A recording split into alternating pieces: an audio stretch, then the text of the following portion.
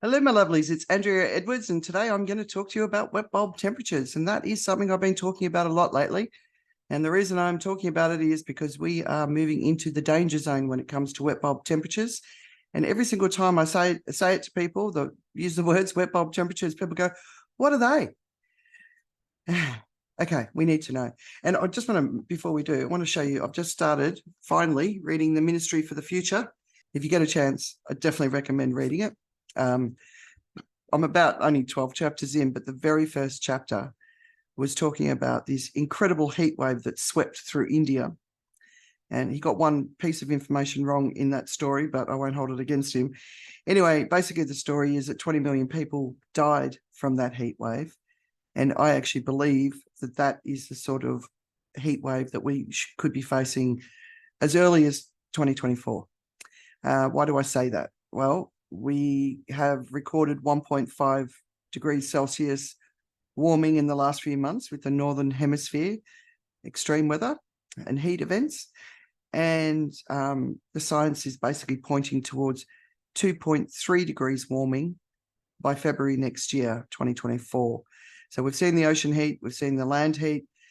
We know what's already going on, but what we're actually moving towards is actually an even more extreme heat, and the global south is in the eye of this storm. So that's why I'm talking about it. I live in Thailand. I've been in Asia for 20 years. I love this part of the world, but the vast majority of people do not live in homes capable of going through this extreme heat. So in the April, sort of February, March, April, May is when the hot season kicks in. People across the region were dying from extreme heat. So it's a real risk. So wet bulb temperatures. One of the most important jobs I think we've all got to do right now is understand what it means. And it's not the easiest thing to explain. So here's one from a Guardian article.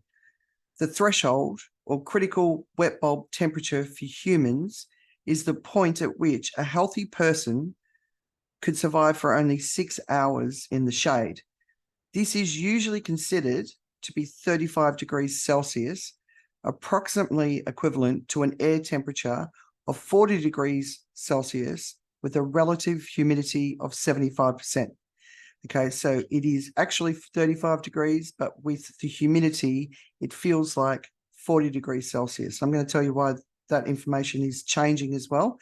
In Wikipedia, even heat-adapted people cannot carry out normal outdoor activities past a wet bulb temperature of 32 degrees Celsius, which is 90 degrees Fahrenheit, equivalent to a heat index of 55 degrees Celsius, which is 130 degrees Fahrenheit. So there's lots of contradictions in the information available, but if you read across the spectrum of literature on wet bulb temperatures, between 31 to 35 degrees Celsius, that's the actual temperatures, combined with a heat index between 45 to 55 degrees Celsius, is when it appears that we hit wet bulbs. So the key part of understanding wet bulb temperatures is it's a measurement of how much humidity is in the air combined with actual temperatures. So an example is Singapore, which has lower temperatures than its tropical neighbors. If you've ever been there, you know, it's hot and it's very, very steamy. And this steaminess, this high humidity, means that the temperatures could be much lower than in other parts of the world, but with the moisture in the air, the wet bulb temperature could come in lower as well. So you've got to know what's going on where you are. So just a couple of countries north of Singapore, Thailand, where I am, and Vietnam, both experienced wet bulb temperatures earlier this year, and the government's issued don't go outside warnings. People did die. We never know the number of people who die during wet bulb temperatures because they can present in many different ways, heart attacks, strokes.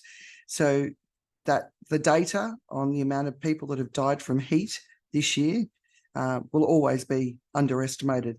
Anyway, and when those don't go outside warnings were issued in Thailand and Vietnam, the heat index was in the mid-50s. So we've really got to understand what it means to us based on where we are and the conditions that we live in. So that's the important thing. we also need to be aware of the changes that are happening in our environment. As we're hearing from the scientists, for every degree of warming, there's 7% more moisture in the atmosphere. That's part of the reason why we're seeing these incredible flooding events across the world. But it's also means that wet bulb temperatures will become more extreme in places that may not have experienced them in the past. So if you live in a humid country, you've got to be paying attention. The global south is now absolutely in this territory. So it's on all of us to learn what it means so we can protect ourselves as well as get our communities ready. And that's something that I'm really passionate about. How do we do that? You know, there's millions of people living in tin sheds or the equivalent.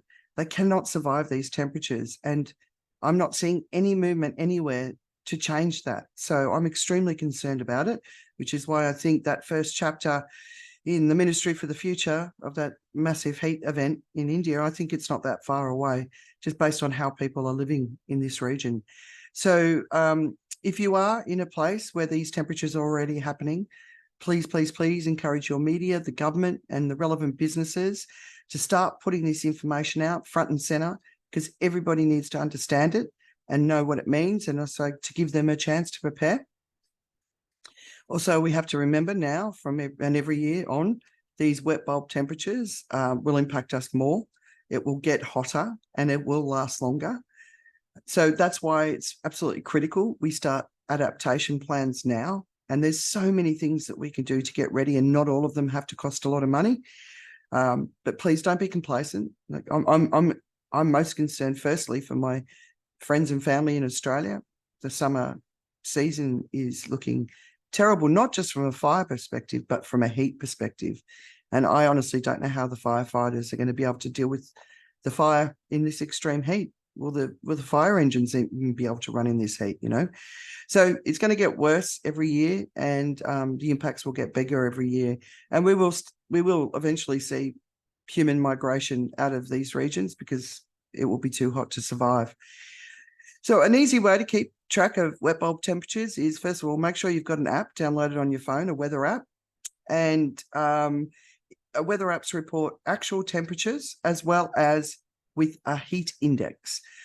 It can also be written as feels like or the real feel. And this is the temperature that is combined with humidity. So I know it's relatively new knowledge for a lot of people, which means there continues to be confusion about when these temperatures matter. And it's not the easiest thing to explain. And I've been trying to work out how to explain it for a long time. But the other thing is we've really got to keep up to date with the science on this issue as well. So a recent study, and I referenced it in one of my blogs, and I'll put the link here, found that healthy men and women show that this upper environmental limit is even lower than the theorized 35 degrees Celsius. So it's more like a wet bulb temperature of 31 degrees Celsius or 88 degrees Fahrenheit. That would equal 31 degrees centigrade at 100% humidity, or 38 degrees Celsius, which is 100 degrees Fahrenheit at 60% humidity. So wet bulb temperatures are here. They are life-threatening, and they might be lower than historical claims suggest. Dry environments and humid environments are different. So know what that means to you based on wherever you are in the world, and take it seriously. When the humidity is too high, if you remember nothing else, we lose the ability to sweat and cool ourselves down. And what this essentially means is we cook from the inside out. So once you move into stage 3 heat stroke, the chances of survival become very, very slim if you don't get immediate attention, because your organs are all cooking. So we've got to understand it. So please understand it. Do your research. Find information in your local language. It needs to be shared everywhere with everyone. So share it with your community. Help them understand it. Everyone needs to know what wet bulb temperatures are. And in the next video, I'm going to talk about the 3 stages of heat stroke. And then Bavani Periasamy joined me for Climate Courage recently, where we talked through all of the different ideas that I've been able to find as I've researched what we can do about wet bulb temperatures. And I'm looking at it as individuals, as families, as well as a community, and then business, government, and media and their roles in this. And the reason I did this is because I've gone through wet bulb temperatures for the first time. It really freaked me out. I know what this means, and I know it's going to get worse. Looking at the weather predictions in the coming months with El Nino really ramping up, I'm extremely concerned for the global south, and I'm just going to keep going and doing my thing and trying to get people to pay attention so that we can hopefully take care of the poorest people in our world who did the least to contribute to what's going on in our world. So there you go. Wet bulb temperatures, know it. Uncommon courage.